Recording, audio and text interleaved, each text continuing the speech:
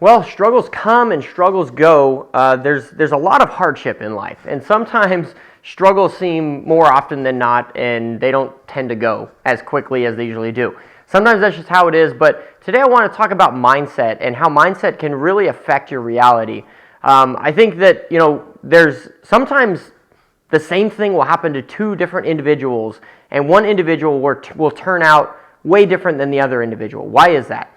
I think at the end of the day, it comes down to mindset and how they view their circumstances. In life, ultimately, there's a bunch of different mindsets, but I think that there's two main categories, and that's the victim mentality or the champion mentality. And I've talked about this a lot. I believe that we all default to the victim mentality. That's our number one default. That's where we always go to when someone cuts us off in traffic or someone does us wrong. We default to the victim mentality of what's wrong with them, right? But then I believe that there's this other mentality, the champion mentality. And I think if we can learn to tap into that champion mentality, I think we can have a completely different reality and future just by tapping into that different mentality. So what does that different mentality look like, and how does that impact kind of how they deal with bad circumstances or struggle? I think at the end of the day, the victim is always looking at what other people are doing to you. I remember this one story of I was working for this homeowner. Actually, he was a landlord, and I was working on the rental house that he owned. And it was out in Sacramento somewhere, and I was doing a job where I needed to replace the dishwasher. And he had gotten a new dishwasher, and so basically it finally arrived. I went out there, and at this point, the woman who lived in the house was away at work, and her boyfriend had come to the house so that I could get in the house and do the actual work. And so I was doing the work, everything was cool, the boyfriend was a cool guy, and when it came time to remove the dishwasher, I had stopped there and I'd called the landlord, and I told him that, hey, there's no air gap in this sink, so I need to install an air gap. And basically there's a few different options we can do that. We can drill a brand new hole in the sink, which is going to cost X amount. Obviously, there's more labor. Or it had a little sprayer handle that you could pull out and wash the dishes and things like that. That was separate from the actual faucet. And so I called him up and I told him there's two different options. One is I can drill a new hole into the sink, or we can get rid of that sprayer nozzle, and then there's a little cap that goes on the bottom of the faucet, so there's nothing leaking. You just won't have a sprayer nozzle. And the landlord is like, oh yeah, that sounds great. Let's do that.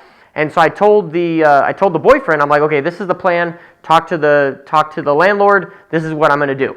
And right away he calls his girlfriend just to let her know what was going on. And I could hear her on the phone. She was loud. He's like, okay, this is what's going to have to happen. She just went straight to, man, I'm sick and tired of people playing these games with me and taking this stuff away from me. I'm so tired of people messing with my life. And I'm like, what's going on? Like, this is crazy. Like, I could hear her over the phone. He was standing like not too far from me, but I could hear her screaming at him.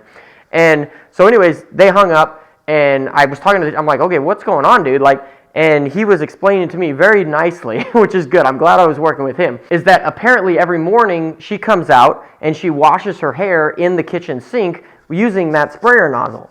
And she was really mad that we were going to take away that sprayer nozzle because that's where she washes her hair every single day. And I'm like, what about the shower? But I didn't ask her that. But anyways, okay, so I'm like, okay, let's do this. So I called the landlord back, and I'm like, hey, this is what's going on. You guys are handy, and I know that. But the hardest part about this business is actually the business side of business. That is why I have created a coaching program that is exactly for that specific reason. The Handyman Academy is our premier coaching program that will help you learn everything that you need from startup all the way to creating systems and processes so that you can hire employees so the business can essentially run without you. The Handyman Academy now has open registration, and I would absolutely love to talk with you about how I can help you with your handyman business. Go ahead and set up a free consultation call with me at handymanjourney.com/coaching. All right, let's get back to today's video. And I told him I think we should drill a new hole in the sink and leave the sprayer, and I told him the whole situation, and we agreed that would probably be the best bet. So he ended up calling the girlfriend back, and she was super cool, but we ended up drilling a hole in the sink. That is an example of a victim mentality. When you automatically go to, I'm sick and tired of everyone ruining my life, that's the epitome of a victim mentality. Now, a champion mentality always looks at myself. Like, what can I change? How could I get better to better cope with this circumstance? Like, things happen, but they don't necessarily happen to me. They just happen. and I need to learn how to deal with that. So, for instance, you can take this as an example. You're driving down the freeway and some jackwad cuts you off, right? We've talked about this before. And instantly our victim mentality says, man, what a, like this guy sucks. Like what the heck? Where a champion mentality would think, well, what's going on in that guy's life? Because he looks a little angry, or he looks a little stressed, or he looks like he's got anxiety. What's going on with him? Maybe he just needs a blessing. Man, I hope that you make it to where you're going in time.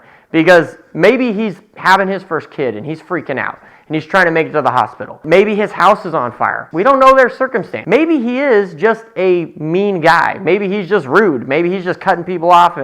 But either way, that's not my problem to deal with. My thing in life is to not prove that guy wrong. To be like, hey, that's not my job, right? The cops are there for that, right? The cops can come out and do whatever they need to do to him. But at the end of the day, a champion mentality looks at ourselves. Champion mentality says, what needs to change in me to cope with this circumstance? What needs to change in me to get better? What needs to change in me to be successful in my business? What needs to change in me to start making money? What needs to change in me to help my family get along better, or whatever it is? And I think at the root of this is to understand that you cannot change, you cannot control anyone else. The only thing that you can change and control is how you react to certain circumstances. At the end of the day, that's it. That's the difference between a victim and a champion. And I think that's ultimately what dictates how people come out of struggles, how people come out of weaknesses, is how they choose to react to that circumstance. So at the end of the day, I would challenge you that no matter what you're going through, try and change your perspective. And remember that we always default to that victim mentality. So every single time something happens to you, you're going to want to go there, right? But you got to have that flip, that switch flip in your brain to make you choose that champion mentality and be like, how could I change this? And maybe sometimes you just got to leave. Sometimes you can't change a situation. Sometimes the best thing you can do is leave or go a different direction or do something else. Get yourself out of that situation. Most of the time you can change the way something inside yourself to help you respond to that situation better. And again, if you are in a bad situation, you need to leave. You need to get out of it, right? Don't get taken advantage of. Don't get walked on. Demand respect. But also remember that you need to choose that champion mentality. That things don't necessarily happen to you to ruin your life. They just happen. That's life. Life happens all the time, and we need to choose the champion mentality on a daily basis. Friends, this is day 90. I'm super stoked. There's 10 days left. Like one guy said when we were at day 75, is that day 75, you can punt from here. We're at the 75-yard line. We are at the 90-yard line today. So super stoked. If you guys don't know, we are doing a 100-day video challenge, and it's almost done. We got 10 more days left. But if you are brand new to this challenge, go back to day one. This has been a fantastic challenge. We've talked about everything handyman business related, everything pricing, marketing, sales, finance, every single thing you could think about.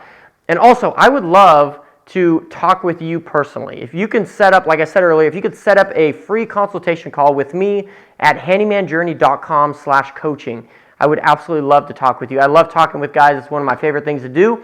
You get a free 15-minute consultation call, and we'll talk about your business. You can talk about whatever you want. You can talk about how you like my hair. You can talk about how you don't like my hair, whatever you want to do. But look forward to talking with you soon, and we'll catch you guys back here tomorrow for day 91. Have a good one, guys.